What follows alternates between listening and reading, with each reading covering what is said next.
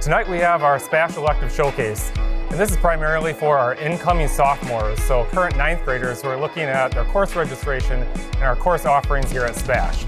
Hi, I'm V. I'm going to be at SPASH next year. Hi, I'm Anaya. I'm coming to SPASH next year. I'm going to be a junior in the fall here at SPASH.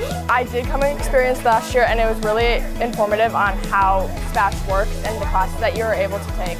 I think this is actually a really nice experience. To be honest, it helps me a lot to know what's in these electives and what I should be preparing for and stuff. I think it's completely great. It helps students know what to take if they're not sure.